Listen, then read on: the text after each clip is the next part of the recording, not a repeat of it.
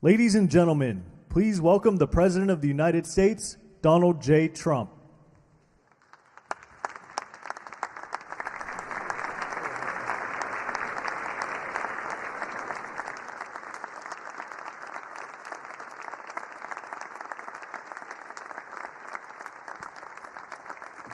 Well, thank you very much. This is a big day, and lots of people watching, and especially from other countries, the leaders of, as you know, the other countries, because we have a large group of leaders, and the ones that aren't here are watching on Zoom.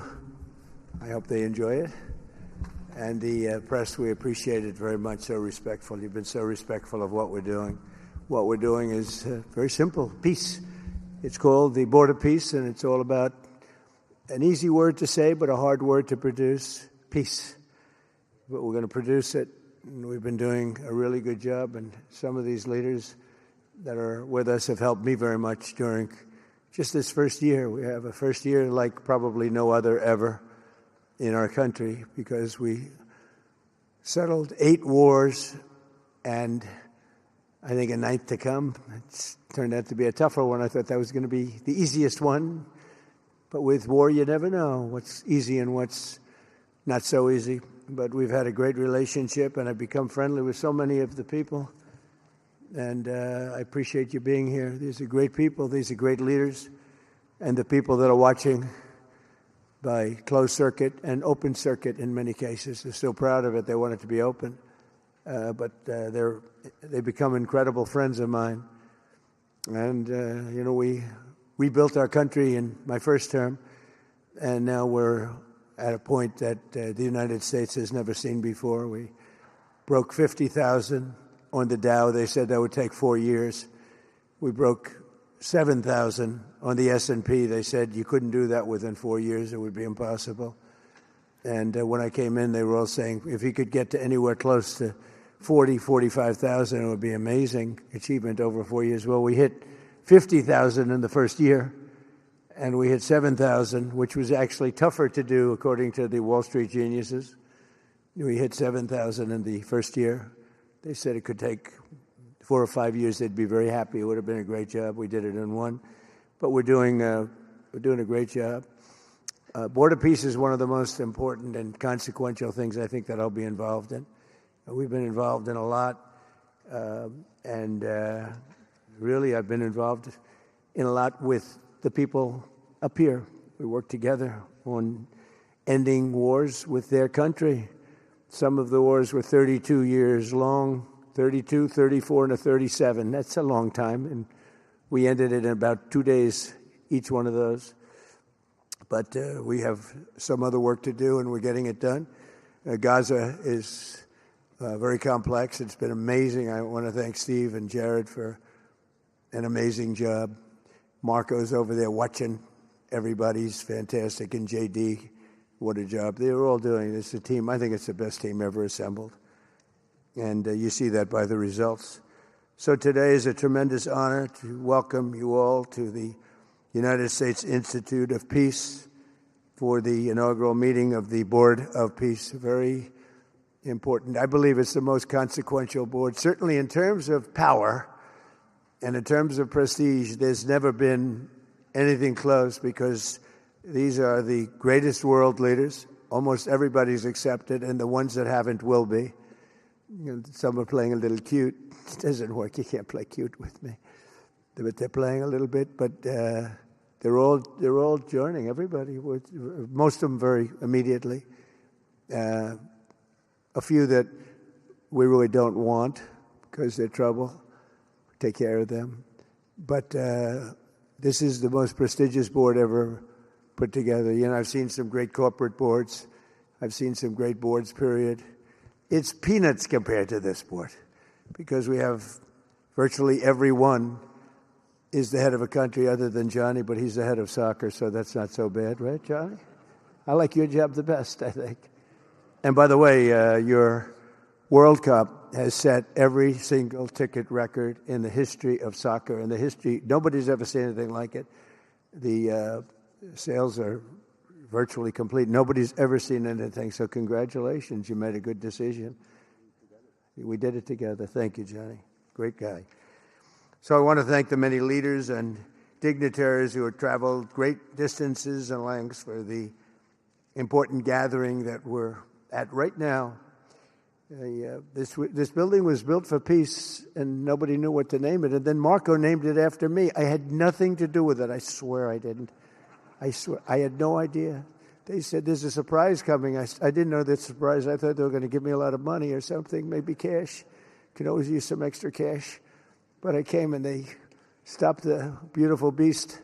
I got out very safely, I'm sure, and looked up, and there it said, Donald J. Trump on the building. And when I say that had nothing to do, nobody believes it, and that's okay. But I appreciated it. That was Marco and JD and a group got together, and they did that, and I just thought it was very nice.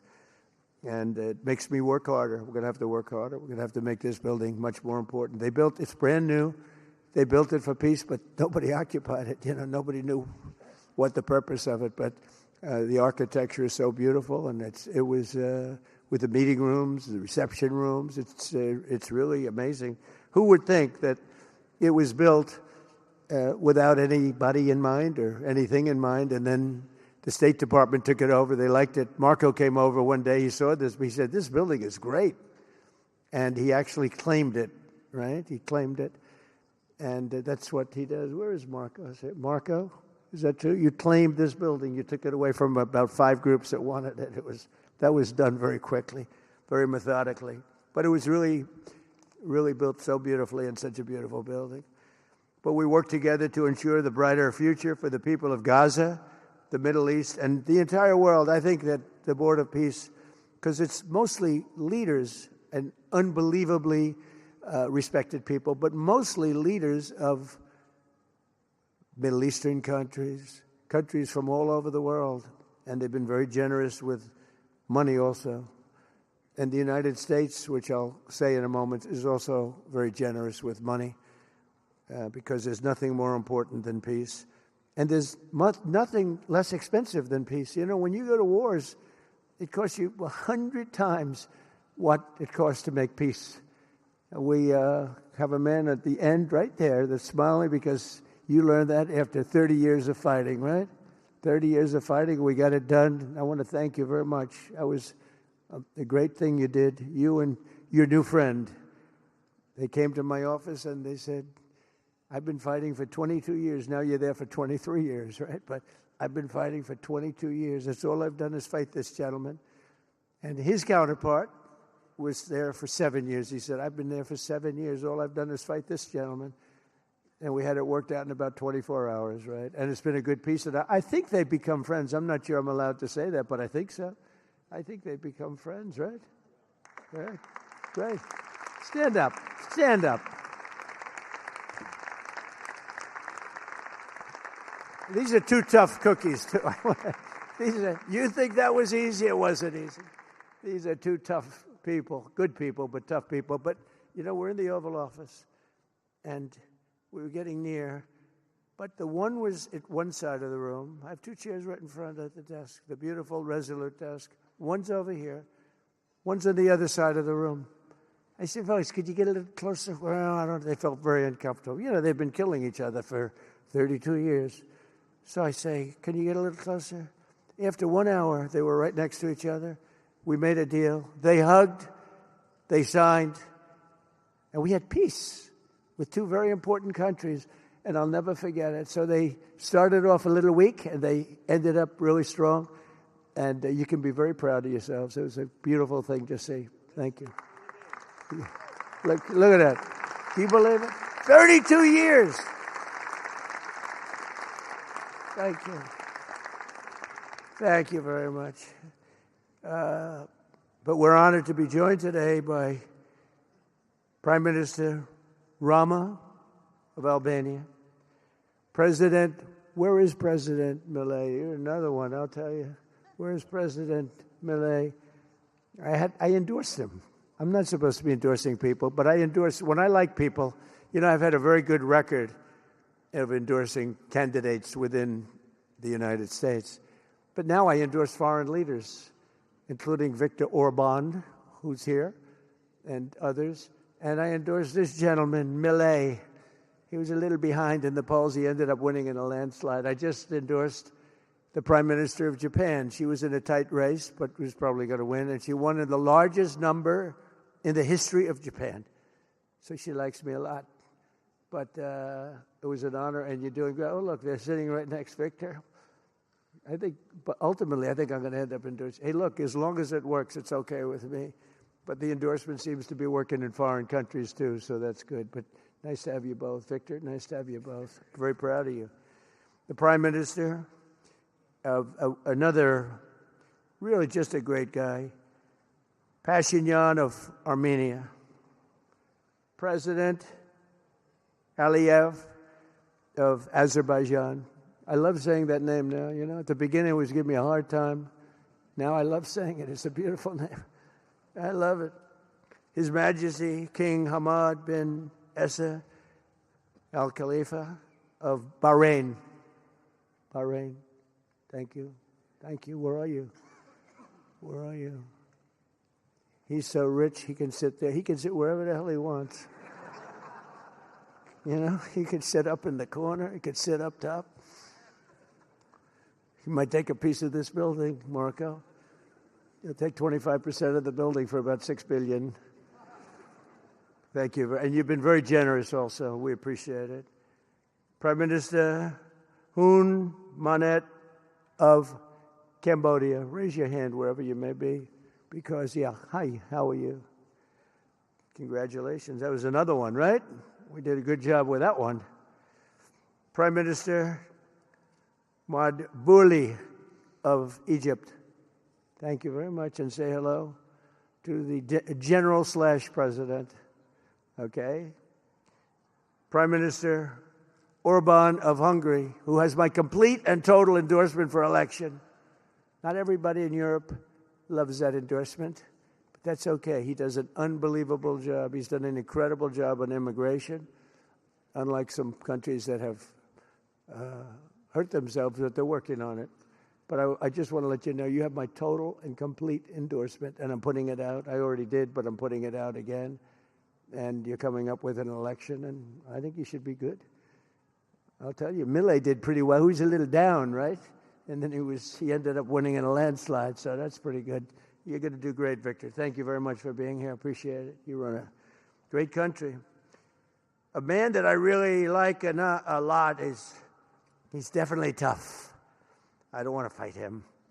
President Prabowo of Indonesia. Thank you very much. Please. This is a big guy. I tell you, I said, how many people in Indonesia? He said, like 240 million. I said, no, say it again. How many? It's a big country you have. And you do a great job and respected by everybody. And thank you very much for being here. Thank you very much, Mr. President. President Tokayev of Kazakhstan, thank you very much. What a country that is. It's a wonderful country and a rich country, in case anybody has any question. We have some very rich people here today. President Osmani of Kosovo. President, thank you very much. Great job you're doing, too. Thank you very much. Prime Minister Sharif, I like this man, of Pakistan, because there was some fighting going on when I got to know him, and your Field Marshal, General, great General, great Field Marshal, a great guy. And I got to meet the Prime Minister. And he said in front of our Chief of Staff, Susie Wells, who's right here, he said, you know, nobody knows this, but I believe that President Trump saved 25 million lives when he stopped the war between us and India, right? You made that statement? I said 25 million lives? Could have been much more, actually. But it was really a beautiful thing. You said that in front of a group of people they walked out. They don't think about it, but you're talking about that kind of lives. That war was raging. Planes were being shot down, right? And it was Pakistan and India. And I got on the phone with both of them, and I knew them a little bit. I knew Prime Minister Modi very well, actually. But I got to know Pakistan through a little trade They were trying to make too good a deal, and I got a little upset with them. And in the end, they got what they wanted, right? And they made a good deal. And I got to like them, the prime minister, the field marshal, who's a tough man, a tough, good fighter, right? Good, serious fighter. I like good fighters, actually. And when I heard that they were fighting, I picked up a certain newspaper. I won't tell you which one because it's fake news generally. But I picked up this newspaper and I saw that Pakistan and India were really going at it. And then it got worse and worse, and many planes were shot down. It was all out. And I called them. I said, listen, I'm not doing trade deals with you two guys if you don't settle this up. They said, no, that has both of them. They didn't want to do that. I said, no, it has to. If you don't do it, I'm not doing a trade deal. We're not doing a trade deal. And they do a lot of business with the United States, and they sort of softened up all of a sudden. Then all of a sudden I read where there was a little bit of a pullback by one, then the other, and all of a sudden we worked out a deal, right? But I said, if you fight, I'm going to put 200% tariffs on each of your countries, which essentially makes you not allowed, you can't do any business. One of them, I won't say which one, said, no, can't do that. They both wanted to fight. But when it came to money, it's nothing like money. When it came to losing a lot of money, they said, I guess we don't want to fight. And we solved that deal in 2-3 days, right? And we did. We said, these are two very powerful nations. These are two nuclear nations. And I don't want to say what was going to happen, but, bad things happen. So, Prime Minister, I want to thank you because that was a very big deal. People have no idea. A lot of them say, oh, well, they weren't fighting. They were fighting. 11 jets were shot down, very expensive jets. And they were all in. Both of them were all in, and now they're not. And I think we'll always be able to settle up with them. I really do. I think you're going to have, it's a lot of progress was made even in the relationship. And Prime Minister Modi also, he's a great man. He's a great guy. They're all great. But I was very proud of it. President Pena of Paraguay is here. President, thank you very much. Young, handsome guy. It's always nice to be young and handsome. Doesn't mean we have to like you. I don't like young, handsome men. Women, I like. Men, no, I don't have any interest. Good. That's right. Thank you very much. You're doing a great job, too. His Excellency Prime Minister Al Thani of Qatar, just a great man, a great man and highly respected. And he's working with a man who is amazing. I always say he needs a public relations agency because you do so much good and they have you down as evil. And you're not evil. You help us so much and you're such a good ally. And I just want people to know that. And the Emir is incredible, smart. As smart as you can be, a great leader. And he cares so much for the people. And he cares so much for the Middle East. So I want to thank you very much and send my regards. Your country has been a great help. So, surprising to some of the people writing out there, but now they'll start changing their tune because it's true. I only tell the truth. Prime Minister Don of Romania, wonderful people. The Romanian people are fantastic people, like you're fantastic. And a lot of them come and work in this country and help us in this country, as you know, and it's they are just really, really solid people. President Mirziyoyev of Uzbekistan, who is where? There he is, and a friend of mine. He's got one of the most difficult names in history, but that's okay. It doesn't matter. Your country's doing great. You're doing great. And just no problems. Every time I see him, nope, we're doing good. No problems. And General Secretary To Lam of Vietnam. Vietnam is incredible as a country and as a force. And it's an honor to have you. A really great honor to have you. A lot of respect for your country. We'll also want to express my gratitude to Vice President J.D. Vance, who is a fantastic man. He's a fantastic talent. He was a great student. He went to one school. He graduated. Most people, if you watch some of the people that were at the event in Munich, They didn't graduate quickly from college. They had everything they could do. There was one young, attractive woman. She was unable to answer questions. And she didn't do so well like J.D. did in college. J.D. graduated in a 4.5-year college in 2 years. And then he went to Yale and he graduated at the top of his class, went to the military grade. But when he went to Yale, there was one person that was marginally ahead of him, so he married her. Can you believe it? He married the person that was ahead. I don't know. I always like to say J.D. was first and Usha was second, because I get a little uncomfortable when I say that. But he's been incredible. He's a brilliant guy and a great guy, and he's been my friend. All of our people, we have a fantastic group of people, our cabinet members, everybody, many of them here. But J.D.'s been great. Thank you very much. He gets a little bit tough on occasion. We've got to slow him down just a little bit on occasion. He says his mind. Now, then we have the opposite extreme. We have your friend sitting in the back. Your best friend sitting in the back is Marco. Marco does it with a velvet glove, but it's a kill, right? The result is the same. They do it very differently. And Marco, you really did yourself proud 2 days ago in Munich. In fact, so proud that I almost terminated his employ because they were saying, why can't Trump do this? I do, but I say it differently. But Marco, don't do any better than you did, please. Because if you do, you're out of here. But no, I want my guys to do great. And the acclaim he's gotten and the acclaim J.D. gets is great. We have smart people.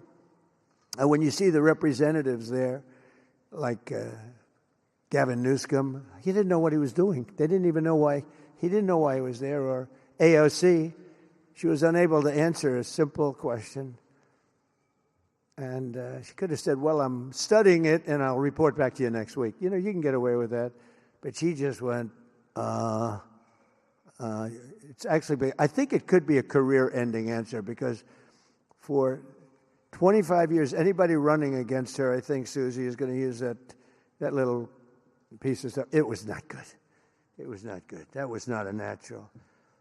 So I want to thank J.D. I want to thank Secretary of State Marco Rubio. They're extraordinary. I want to thank Special Envoy for Peace, Steve Witkoff, who has been unbelievable.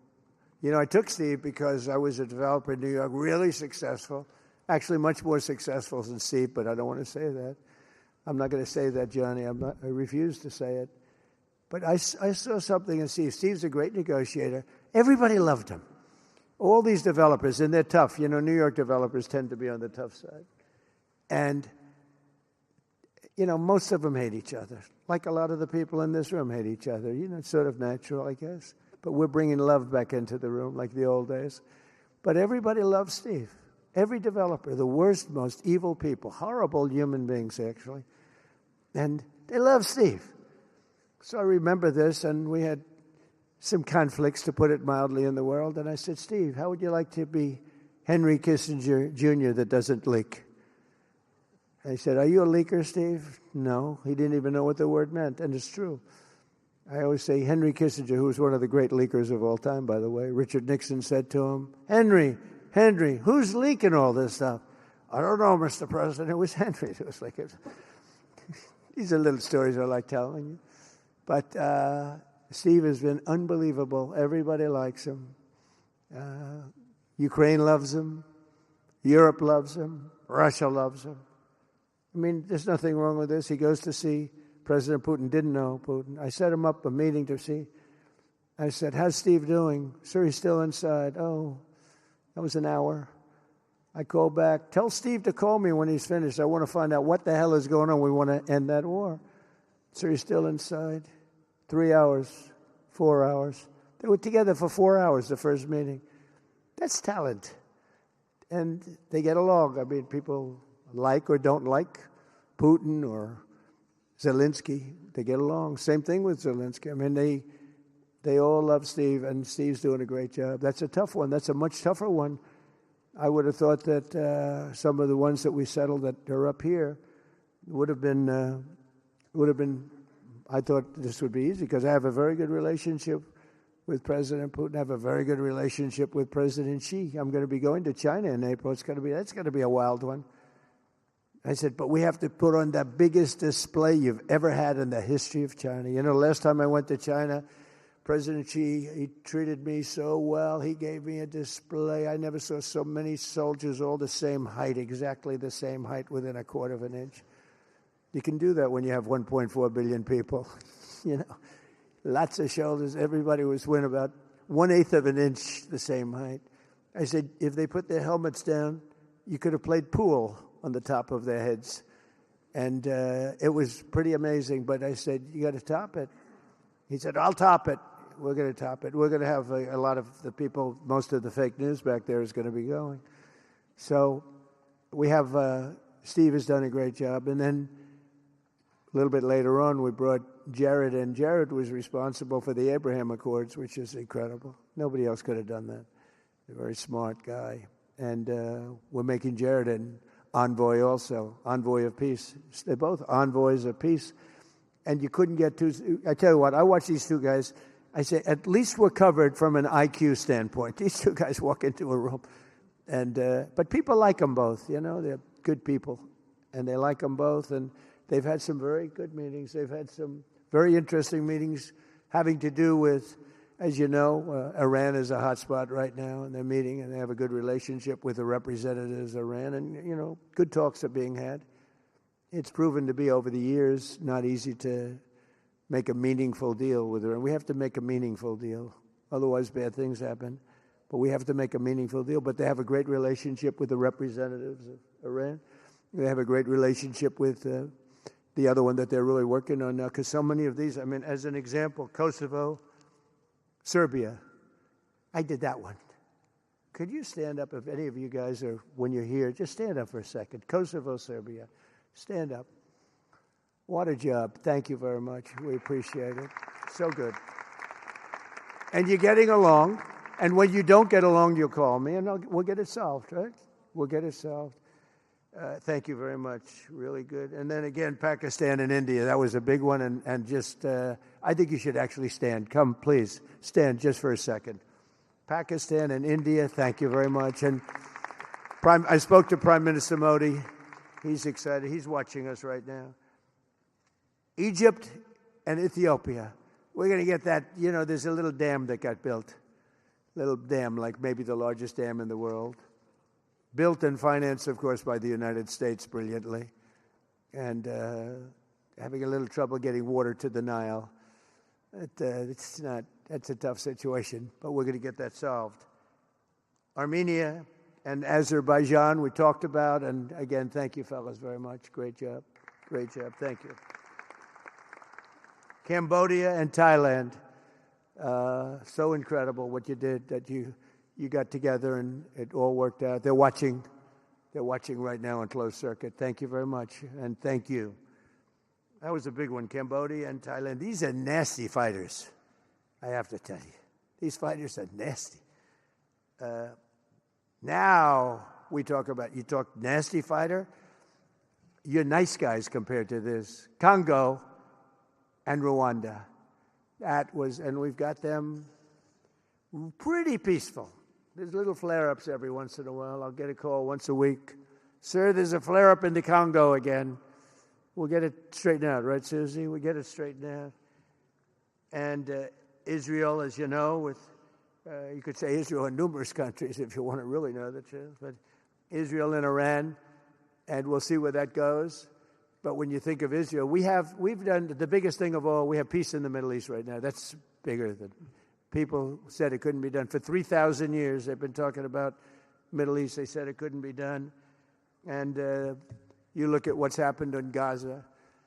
And one of the keys to it was when we took those beautiful, magnificent, we just ordered 22 more of them, updated model. The B-2 bombers are incredible. I never understood the B-2 bomber. I'd watch, it's a wing. And I've never quite understood that, Johnny. I'd look at it, I'd say it was beautiful, but what does it do? It carries very big bombs. And it went into Iran, and it totally decimated the nuclear potential. And when it did, when it decimated that, all of a sudden we had peace in the Middle East because there was a black cloud hanging over the Middle East, and if that wasn't done, that cloud would have been there. And countries like Saudi Arabia, countries like Qatar, countries like, nobody could have signed. You would have had that threat. You couldn't have had peace in the Middle East. So now we may have to take it a step further, or we may not. Maybe we're going to make a deal. You're going to be finding out over the next probably 10 days.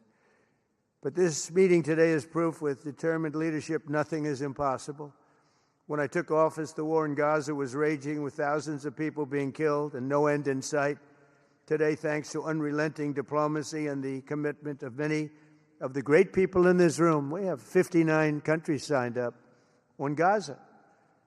Think of that. We have, it's amazing. But all the people, many, really so many in this room, the war in Gaza is over. It's over. There are little flames. Hamas has been, I think they're going to give up their weapons, which is what they promised. If they don't, it'll be, they'll be harshly met, very harshly met. They don't want that. All the stuff like they don't mind dying. They told me that's not true. Everyone said, oh, they don't mind dying. No, they don't want to die. They said, we don't want to die. People don't want to die. The ceasefire was held, and every last remaining hostage, both living and dead, has been returned back home. Think of that. That was an impossibility. And we did hundreds of hostages, but the last 20, and I always said to Steve and Jared, I said, the last 20 are going to be very tough, very, very tough. And we got them back. We got the living back, and then we only got about 16 of the dead, and we said, well, you got to get them all. You promised them all. And they dug and dug and dug. You can imagine it's a job that's brutal.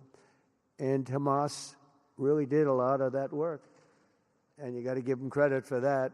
They brought the last one home a week ago, and we got all 28 of them, living and dead. The amazing thing, because I've never seen anything quite like it, the parents of the dead, they knew their boy was dead. This case, boys, all boys, men, but to the parents' boys. They knew their boy was dead. They wanted that dead body as much as if he were alive. And when they got them back, there was great sadness, but there was great joy, too. They wanted it as much as the people that got their sons back alive. But we got a lot of people before those 20, Steve, what nobody talks about. But, hundreds of people. We did a good job, and you guys did a fantastic job. I want to thank every nation that helped us achieve this monumental breakthrough, saving countless lives, and really bringing peace and bringing the concept of peace, because nobody thought peace in the Middle East. I've always heard peace in the Middle East is impossible, and it's turned out not to be. And we do have some work to do with Iran. They can't have a nuclear weapon. It's very simple. You can't have peace in the Middle East if they have a nuclear weapon. And they can't have a nuclear weapon, and they've been told that very strongly. Since the hard-won ceasefire of last October, the United States and our partners have facilitated the delivery of vast amounts of humanitarian aid, numbers that nobody's ever seen before. In November, the United Nations Security Council unanimously approved the Board of Peace.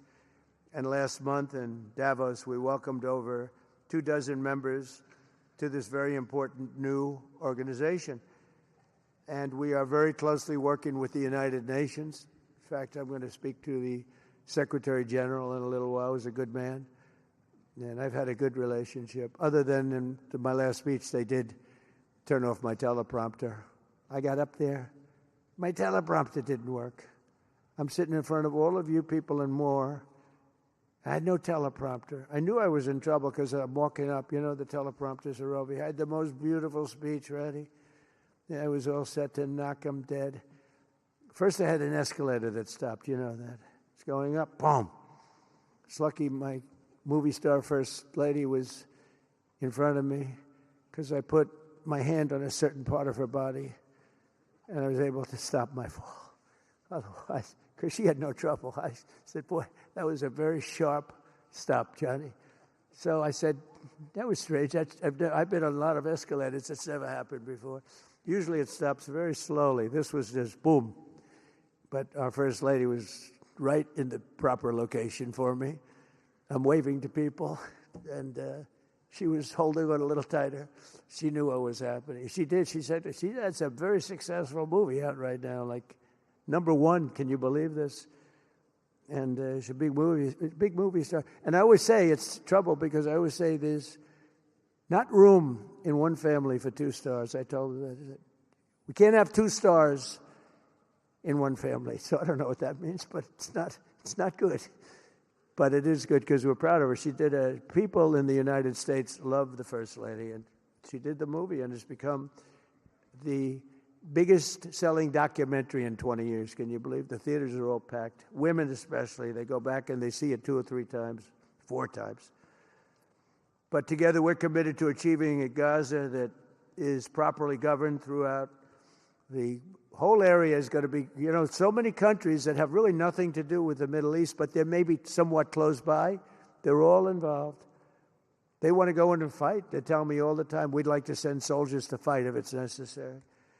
And I don't think it's going to be necessary. We have 2 countries that want to go in and do a number on Hamas. I said, I really don't think I hope it's not going to be necessary, because they made a promise, and they promised me get rid of their weapons. Looks like they're going to be doing that, but we'll have to find out. But it's no longer a hotbed of radicalism and terror. And to end that, we have today, and I'm pleased to announce that Kazakhstan, Azerbaijan, UAE, Morocco, Bahrain, Qatar, Saudi Arabia, Uzbekistan, and Kuwait have all contributed more than $7 billion toward the relief package. That's great. Thank you, fellas. Thank you.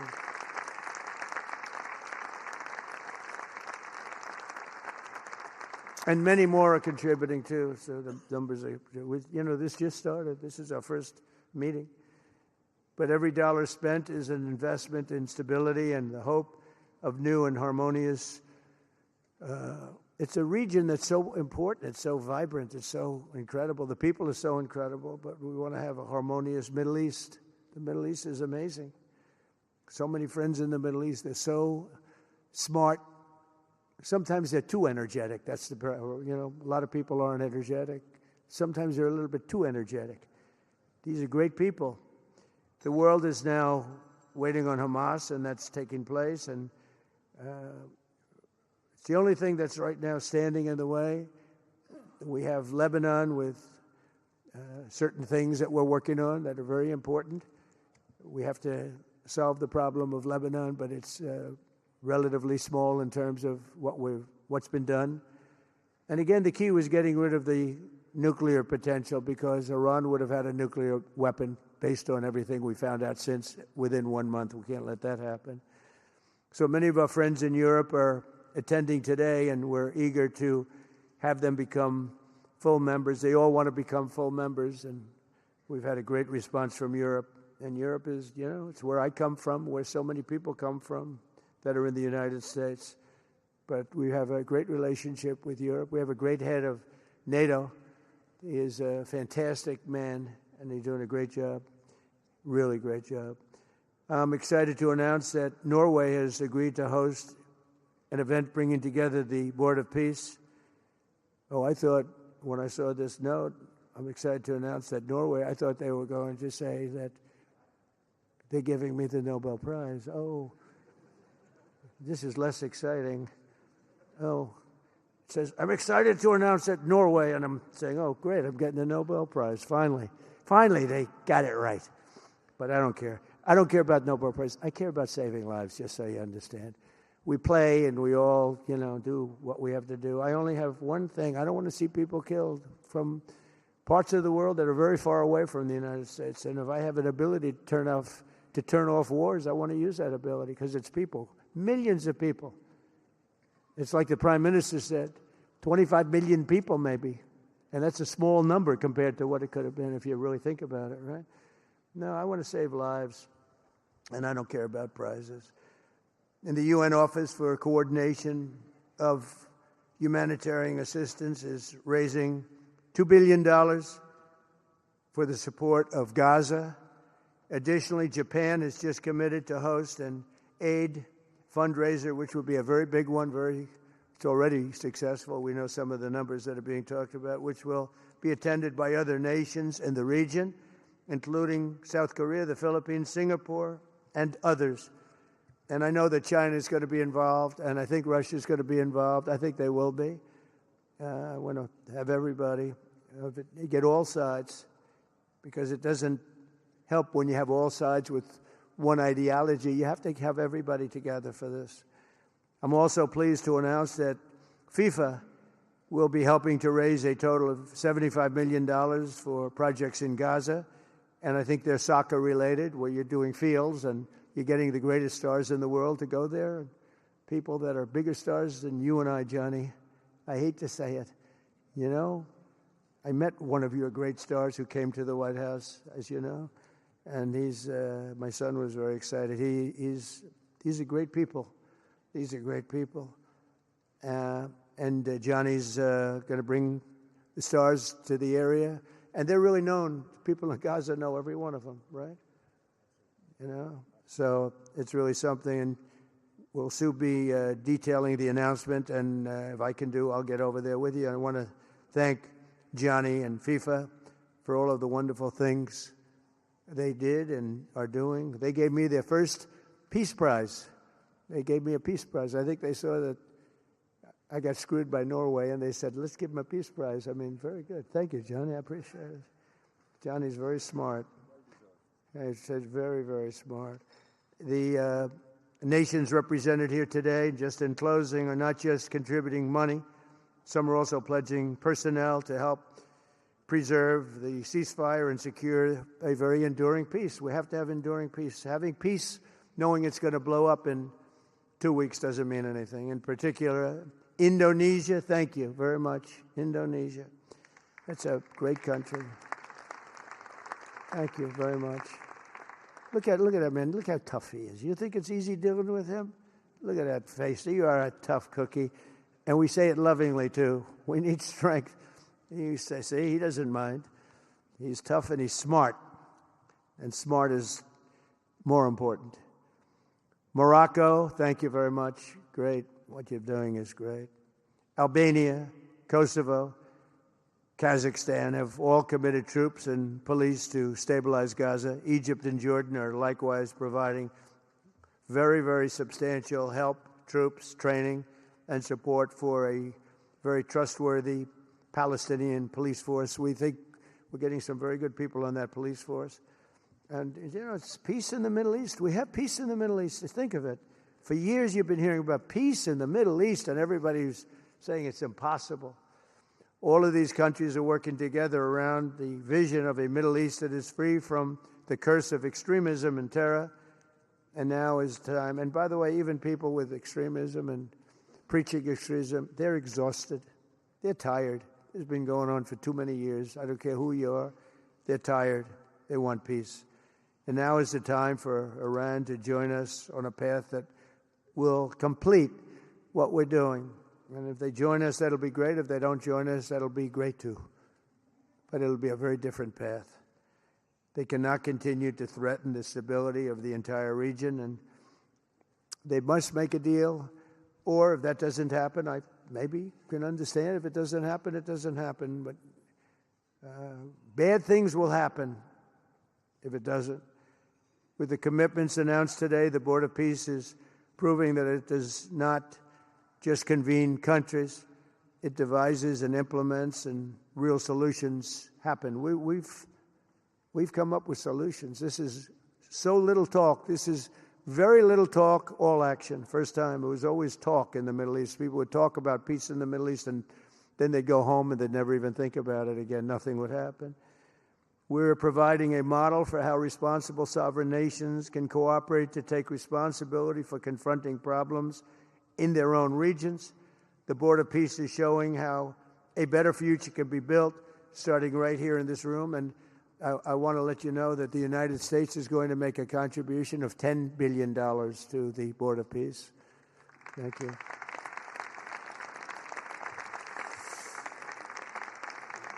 And we've had great support for that number. And that number is a very small number when you look at that compared to the cost of war.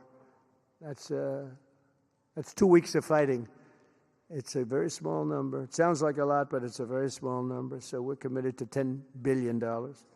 Together we can achieve the dream of bringing lasting harmony to a region tortured by centuries of war, suffering, and carnage. They say 3,000 years. And hopefully we can lift up the eyes of the world to envision how other intractable conflicts can be settled.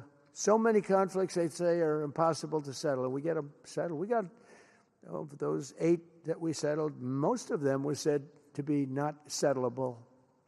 And they not only got settled, they got settled within days. More impossible problems can be solved as we go along this very beautiful path. I think it's a beautiful path. I think it's such an important day.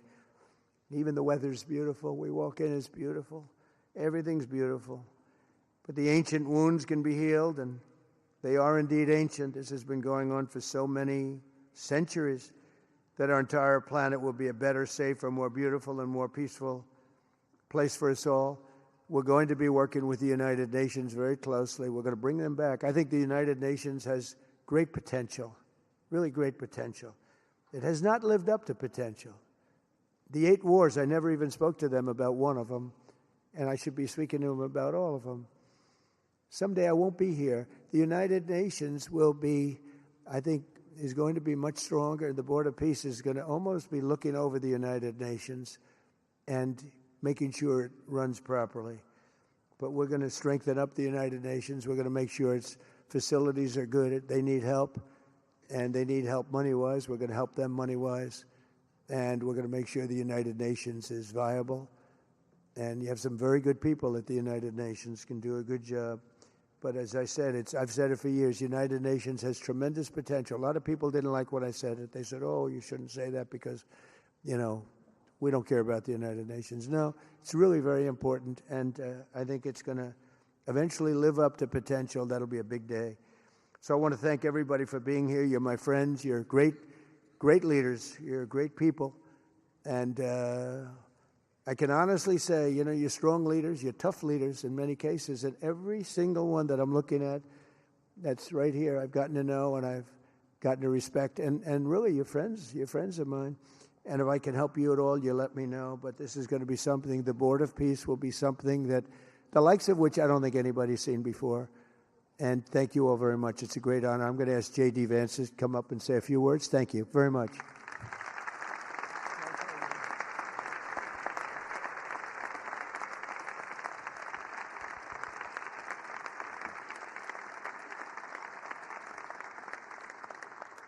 Well, thank you, Mr. President, very much for your leadership, but also for the kind words about me personally. I knew exactly what I wanted to say, but then after the President said that I was so smart and that I didn't want to repeat our Congresswoman who froze for 20 seconds over in Munich, now I'm tempted, sir, just to freeze for 20 seconds and just stare at the cameras, and maybe they'll say nice things about me like they do about Congresswoman Cortez. But I have 3 very brief messages. First of all, to the President of the United States, but to the entire team, to Marco, to Steve, to Jared in particular, who've done such an incredible job. I think what this Board of Peace represents is a recognition that if you actually have a President of the United States and a team that's committed to diplomacy, it can actually work. When I look at what happened to Israel on October the 7th, all those innocent people who were murdered, the fact that you had all of these hostages, and of course, a terrible war that came from it, I remember thinking to myself, how is it ever going to be possible to get these hostages home safely, to make it possible for the people of Gaza to actually have a reasonable future, but also to ensure that Israel is never attacked again? It turns out the answer was you just needed a president who was committed to the effort and committed to the work, and that's what we had, thankfully, under the leadership of this president. And you got to make peace, but then you have to make the peace stick. And that brings me to my second point. That's what the Board of Peace, I think, is fundamentally about, is making the peace stick. And it's an incredible thing that you guys have all done. So to all of the leaders gathered here today who are investing in the future, who are investing in peace, we're grateful to you. We're grateful for your partnership. And in particular, I think to the President of Azerbaijan and the Prime Minister of Armenia, who I just saw last week, thank you all for making it possible and for showing what real leadership can accomplish. When you set aside weapons and killing and destruction and invest in your people and invest in prosperity, it can create great things. So thank you both for what you did. I think it showed great leadership. And finally, to the American people, I think it's important that the American people recognize why we're here today. And the reason that we're here today is, yes, to save lives and yes, to promote peace, but this creates incredible prosperity for the American people. The countries represented here represent trillions of dollars of investment in the United States of America that would not have been possible without this president's leadership and advocacy for peace. The economies here represent millions of American jobs of people who are receiving products built in American factories and made by American workers would not be possible without a focus on peace. So, Mr. President, while I think this is great for the world, I also think it's really, really great for the United States of America, so we're looking forward to the partnership. With that, I want to turn it over to the MC for the rest of the program, and that is our great press secretary, Carolyn Levitt. Thank you.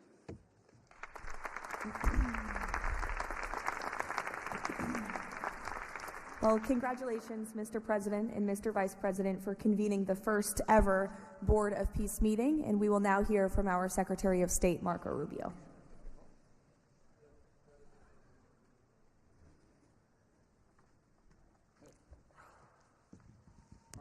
I'll be brief and to the point. We want to talk a little bit about the strategic vision of this organization and begin doing so by first acknowledging that we are here today because the President of the United States, Donald J. Trump, has both an ability and a willingness to use the power of his office to think outside the box. And that's why we're here today. This was a very unique crisis in Gaza, one that the existing international institutions could not solve or figure out. It needed a very specific type solution that required the partnership of all the nations that are here, including those that are here on an observer status. And we appreciate you coming today and being a part of this as well. And that's the point I want to drive home today. And soon you'll hear from Steve and Jared, who, by the way, deserve an incredible amount of credit for pulling this together and working countless hours and traveling all over the world. They truly deserve our appreciation and thanks for the work they've put in under the leadership of President Trump to make this possible. This Gaza situation was impossible to solve under orthodoxy, under existing structures. And so what we did is they went to the UN, and they got the UN's approval to put this group together and bring these nations together to come up with a very specific solutions to a very unique and specific problem. We have a long ways to go. There's a lot of work that remains. It will require the contribution of every nation state represented here today, and we thank you for being a part of it. And we hope that this can serve as a model for other complex and difficult situations so they can be solved in the same way. But right now the focus is on this one. We have to get this right. There is no plan B for Gaza. Plan B is going back to war. No one here wants that. Plan A, the only path forward, is one that rebuilds Gaza in a way of enduring and sustainable peace where everyone can live there side by side with one another and never worry again about returning to conflict, to war, to human suffering, and to destruction. And again, Mr. President, thank you for having the vision and the courage to pursue something that has never been done before, and we're not done yet. And thank you to Steve Witkoff and Jared Kushner for the time and the work they put into this. And thank you on behalf of the State Department and the U.S. government to all of the nations that are here. Every one of you is indispensable, including our observer partners, who we hope can find your way to join us at some point as officially part of this. But we are grateful for the fact you're here today and the contributions you've made already. Thank you.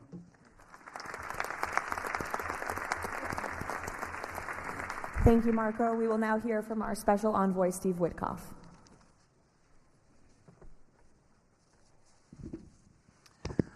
Thank you, everybody, for being here. I don't know if we ever believed that this was possible when we first started envisioning a board of peace, but of course, under the president's indispensable leadership, and it begins with that. It begins with President Trump's leadership and his direction.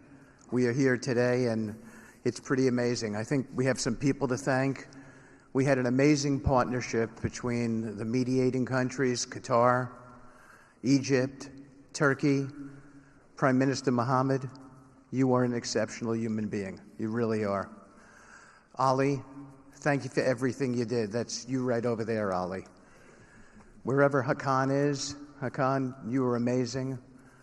And so was Ibrahim and President Erdogan, and of course, to the Egyptians, Badr, I know you're smiling because we went through so much, and General Hassan was amazing. We all became friends here, and Prime Minister Sisi, President Sisi, pardon me, and so many others.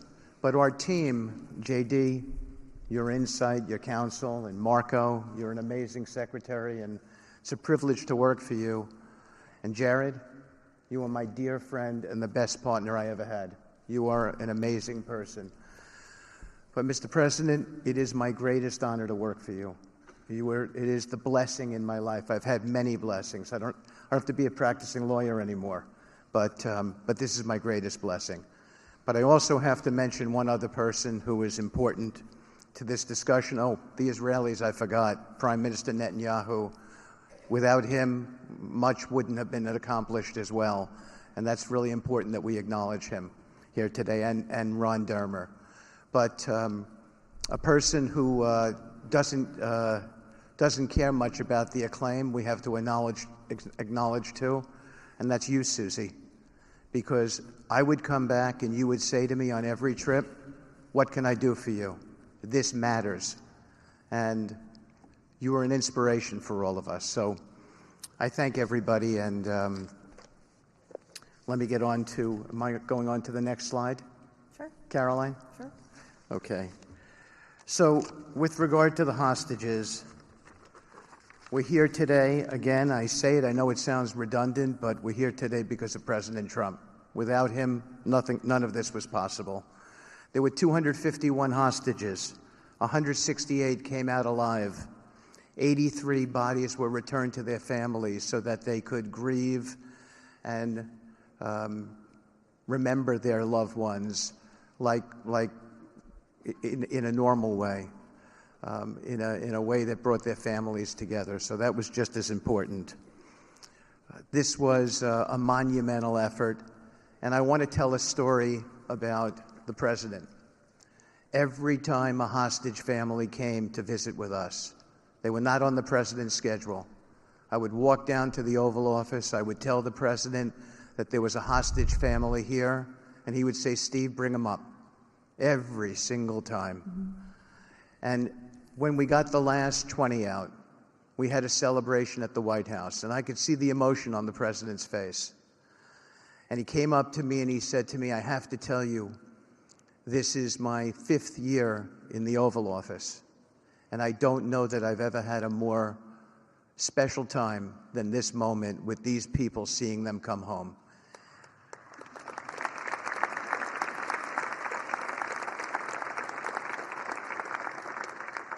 And I said to the president, you have to look around because none of them would be home without you, sir. None of them. So I only want to tell you, Mr. President, you gave me my greatest honor to work on this effort, and I thank you.